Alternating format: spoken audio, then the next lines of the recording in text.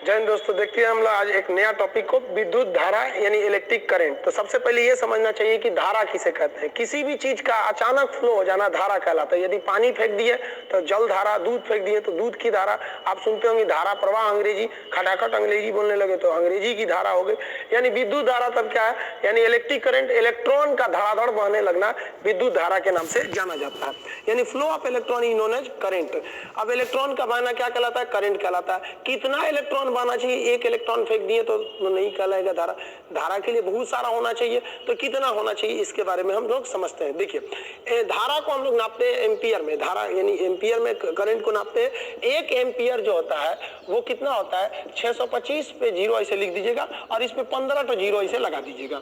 एक एम्पियर धारा जो होती है, इतना इलेक्ट्रॉन पर सेकेंड हमारे शरीर में प्रवेश कर जाता है। यानी एक एम्पियर का अगर किसी को करंट लग रहा है तो इतना, अब इसको गिन लीजिए आप कितना होता है। ये इसकी हम शॉर्ट में वैल्यू लिख देते हैं 25 × 10⁻18 इलेक्ट्रॉन पर सेकेंड। कितना खतरनाक होता है एक एम्पियर की धारा। इसलिए जब कभी हम लोग को एक एम्पियर का करंट लगता है तो पूरा ऐसे हाथ कांप जाता है, क्योंकि एक सेकंड में इतने इलेक्ट्रॉन हमारे शरीर के अंदर प्रवेश कर गया। सब एक एम्पियर में तो इतना तगड़ा पावर हो गया। उसी हिसाब से 5 एम्पियर, 6 एम्पियर, 7 एम्पियर, यानी एम्पियर जितना बढ़ाएंगे ना तो उसमें इलेक्ट्रॉनों का नंबर बढ़ेगा और वो करंट बहुत पावरफुल होगी। लेकिन बात यहाँ ये आती है कि इलेक्ट्रॉन आगे क्यों बढ़ता है। इलेक्ट्रॉन आगे बढ़ता है इसलिए इसका मतलब इलेक्ट्रॉन को पीछे से कोई ढकेलता है। इलेक्ट्रॉन को जो पीछे से ढकेलता है उसको कहते हैं वोल्टेज। अगर 12 वोल्ट रहेगा तो धीरे धीरे जाएगा और 220 वोल्ट रहेगा तो मारेगा एकदम भयानक। इसलिए बोलते हैं ना, लगे 440 वोल्ट छूने से तेरे, यानी एकदम जबरदस्त झटका लगता है छूने से। अब किसको छूने से आप समझिए अपने से। तो 440 वोल्ट का मतलब क्या होगा, करंट को आगे ढकेलने वाले को कहते हैं वोल्टेज और करंट को रोकने वाले को बोलते हैं रेसिस्टेंट यानी प्रतिरोध। तो जो करंट को धकियाएगा वो हो गया वोल्टेज और जो रोकेगा वो हो गया प्रतिरोध। और इस बीच में पिसाएगा बेचारा इलेक्ट्रॉन। इलेक्ट्रॉन कहेगा किधर ढकेल रहा है भाई, वोल्टेज आगे ढकेलेगा और ये धारा प्रतिरोध पीछे ढकेलेगी। जब भी दो लोगों में झगड़ा होगा फायदा तीसरे को ही होता है। 2 चक्की पिसती है, बीच में बेचारा गेहूं बर्बाद हो जाता है। तो जब भी दो लोगों में फायदा होगा तो तीसरा उसमें मजा ले लेता है। तो समझते हैं यहाँ तो झगड़ा हो गया दो लोगों में, एक इधर से आ रहा है वोल्टेज और एक इधर से रोक रहा है उसको प्रतिरोध। अब बीच में पिस गया इलेक्ट्रॉन। अब समझते हैं इसमें क्या होगा। आप देखते होंगे गांव में 2-3 आदमी झगड़ा करते होंगे तो कई अलग अलग स्टाइल से झगड़ा करते हो। कोई फाइट से मारता होगा, कोई ईंटा चलाने लगता होगा, कोई बाल नोचने लगता होगा, कोई गाली देने लगता होगा। यानी सबके झगड़ा करने का तरीका अलग अलग है। उसी तरह से वोल्टेज जब इलेक्ट्रॉन को ढकेलता है तो उधर से प्रतिरोध रोकता है, जिस वजह से झगड़ा हो जाता है। अब सबका झगड़ा करने का स्टाइल अलग अलग है। अब जैसे टंगस्टन को ही ले लेते हैं। जो टंगस्टन होता है, टंगस्टन, ये कैसे झगड़ा करता है, जब इसके ऊपर से करंट गुजारा जाता है तो एकदम गुस्सा से लाल हो जाता है, एकदम टंगस्टन लाल एकदम चमकने लगता है। तो आदमी कहता है बहुत अच्छा, तुमको इसका मतलब जैसे करंट देंगे तुमको गुस्सा आएगा, तुम लाल हो जाएगा। तुम्हारा एक काम करते हैं, बिजली के बल्ब में डाल देते हैं। इसलिए बिजली के विद्युत बल्ब में जो फिलामेंट होता है वो टंगस्टन का होता है। अब बात आती है नाइक्रोम की। दूसरा देखते हैं नाइक्रोम। नाइक्रोम क्या होता है, नाइक्रोम का तार, ये एक अलग टाइप का इसका गुस्सा है। अगर नाइक्रोम के तार पर करंट को भेजिएगा तो नाइक्रोम का तार गुस्सा से एकदम लाल हो जाएगा, हीट देने लगता है, एकदम आग बबूला हो जाएगा। इसलिए जब कभी भी गर्मी की जरूरत होती है तो हम लोग नाइक्रोम का यूज कर देते हैं। जैसे हीटर में, प्रेस में, तो बाबू झगड़ा कर, वोल्टेज से झगड़ा कर कि फायदा दूसरे को होगा। थोड़ा वोल्टेज कम रहेगा तो बल्ब वही से जलता है, झगड़े नहीं हो रहा है तो मजा किसको आएगा। तो ये हो गया नाइक्रोम का तार हो गया। अब जैसे आप ले लेते हैं कॉपर का तार, कॉपर यानी सीयू, कॉपर का तार ले लेते हैं। कॉपर की खासियत क्या होती है, अगर इसमें से करंट ले जाइएगा तो इसमें भी प्रतिरोध है, ये भी झगड़ा करेगा विभव से, वोल्टेज से, कि नहीं जाने देंगे, वोल्टेज कहता है जाएंगे। अब दोनों में झगड़ा हुआ, टंगस्टन का झगड़ा हुआ तो टंगस्टन चमकने लगा, नाइक्रोम का झगड़ा हुआ गर्म हो गया, लाल हो गया। इसका झगड़ा होगा तो लगेगा नाचने, ऐसे गोल गोल नाचने एकदम गुस्सा से। इसलिए आदमी इसको पंखा में लगा देता, ले कॉइल नाचो हमको फायदा होगा। यानी झगड़ा हुआ, इधर से आया वोल्टेज, इधर से आया प्रतिरोध, इसमें हम लोग का काम हो गया। अगर प्रतिरोध नहीं होगा तो काम नहीं होगा, इसलिए प्रतिरोध का होना भी जरूरी है। इसके बारे में हम लोग डिटेल से समझेंगे प्रतिरोध चैप्टर जब पढ़ेंगे तब। अब हम समझते हैं धारा के बारे में। धारा भी 2 तरह की होती है, एसी डीसी। अब हम एसी डीसी के बारे में अलग से एक तो वीडियो लाएंगे जो एसी और डीसी के बारे में बताएगा। अभी हम लोग समझते हैं न्यूट्रल क्या होता है, फेज क्या होता है, अर्थिंग क्या होता है। अभी तो हम लोग धारा समझ गए। अब हम आपसे क्वेश्चन पूछते हैं, वोल्टेज जरूरी है या इलेक्ट्रॉन का होना जरूरी है? जरूरी तो दोनों है। अब इलेक्ट्रॉन ही नहीं रहेगा, किसको ढकेलेगा वोल्टेज? चाहे 50 है। अब इलेक्ट्रॉन ही नहीं रहेगा तो वोल्टेज धकेलेगा किसको? और अगर इलेक्ट्रॉन खूब ज्यादा रहे, 10 एम्पियर का करंट रहे और वोल्टेज ही नहीं रहे तो आगे जाएगा कैसे जाएगा? यानी करंट को धकियाएगा वोल्टेज, रोकेगा प्रतिरोध, बीच में है बेचारा इलेक्ट्रॉन। आगे समझते हैं हम लोग फेज न्यूट्रल क्या होता है। चलिए समझते हैं। देखिए फेज और न्यूट्रल किसे कहा जाता है। पहले तो हम लोग इसमें शब्दों पे चले जाते हैं।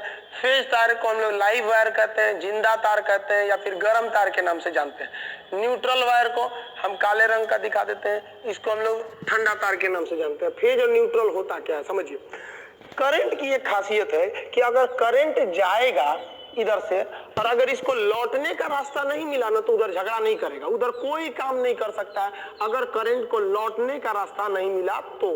यानी करंट को जाना भी जरूरी है। मान लीजिए ये कोई वर्किंग डिवाइस है या कोई इलेक्ट्रिक डिवाइस है, मान लीजिए ये कोई फ्रिज है या कुछ भी है जो इलेक्ट्रिक पे चलती है, तो अगर करंट जा रहा है और करंट को वापस लौटने का रास्ता नहीं है तो करंट कोई काम नहीं करेगा। यानी जाने वाले करंट को हम बोलते हैं फेज और आने वाले करंट को हम बोलते हैं न्यूट्रल। अब आप ऐसे समझिए, दोनों जरूरी है। मान लीजिए हम ऐसे सांस ले रहे हैं तो ये फेज है, छोड़ रहे हैं ये न्यूट्रल है। अब कभी केवल फेज कैसे हो सकता है? केवल ऐसे सांस थोड़ी लेंगे, मर ही जाएंगे हम तो, कोई काम थोड़ी कर पाएंगे केवल अगर फेज ही हो जाए। यानी आप ऐसे समझिए, चोर जब चोरी करने जाता है ना तो घुसता है, तो घुसने के बाद वो चोरी नहीं करता है, पहले वो सोचता है कि हम यहाँ से निकलेंगे कैसे, निकलने का रास्ता देखता है। और अगर निकलने का रास्ता नहीं है तो वो चोरी नहीं करता है, जानता है कि अगर पकड़े भी गए तो कह देंगे भैया गलती से आ गए थे। इसलिए सबसे पहला चाहिए उसको निकलने का रास्ता। तो करंट के जाने वाले रास्ते को कहते हैं फेज और आने वाले को कहते हैं न्यूट्रल। इसलिए कभी भी करंट में देखेंगे तो दो ठो सप्लाई दी जाती है तार की, एक फेज और एक न्यूट्रल के लिए। एक से करंट जाता है, एक से करंट आता है। केवल फेज रहेगा तो करंट कुछ नहीं कर सकता है। इसलिए आप देखते होंगे बिजली के तार पर कभी कभी कौवा या पक्षी आराम से इसे बैठ जाता है, कुछ नहीं होता इन पक्षियों को, यहाँ पर कुछ भी नहीं होता है। क्यों नहीं होता है? क्योंकि ये तो बैठा है फेज वाले पे, फेज में केवल करंट जा रहा है, इसमें आने का रास्ता नहीं है, तो करंट इनको कुछ नहीं करेगा। कौवा को कुछ भी नहीं होता है बिजली के खंभे पर। लेकिन कभी गलती से कौवा इस पर इधर उधर चक्कर पकड़ किया और इसका ये पंख नीचे वाले न्यूट्रल पे टच किया कि इसमें तो करंट गया था, लौटने का रास्ता मिल गया, मारेगा कौवा को, तुरंत मर जाएगा। तो कभी कभी पोल पे कौवा मर भी जाता है। तो हमको समझ में आ गया आप लोग को कि जिससे करंट जाएगा उसे कहते हैं फेज, आएगा उसे कहते हैं न्यूट्रल।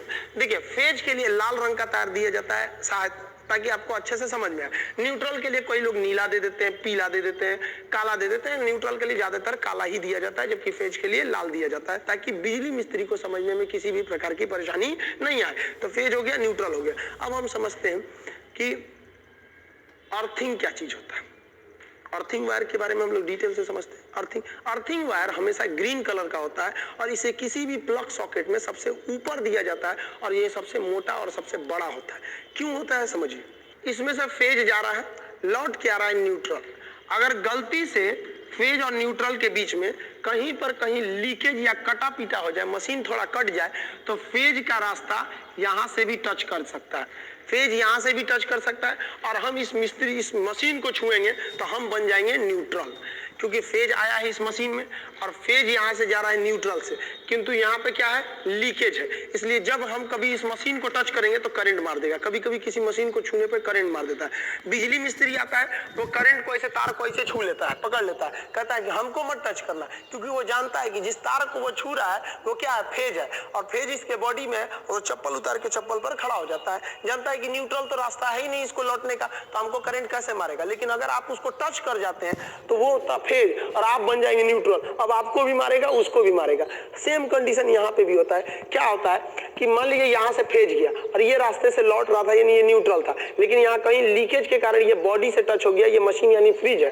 तो अब क्या होगा, अगर हम फ्रिज को ऐसे टच करेंगे तो इसमें फेज पहले से था, अब हमको टच किया था, फेज आ गया हमारे शरीर में और जूते के रास्ते, पैर के रास्ते वो जमीन में चला गया, यानी वो न्यूट्रल हो गया, हमको भी मार देगा। तो एक काम किया जाता है घरों में, जहां से सप्लाई जाती है इसमें से एक तार को निकाल के जमीन के अंदर भेज दिया जाता है।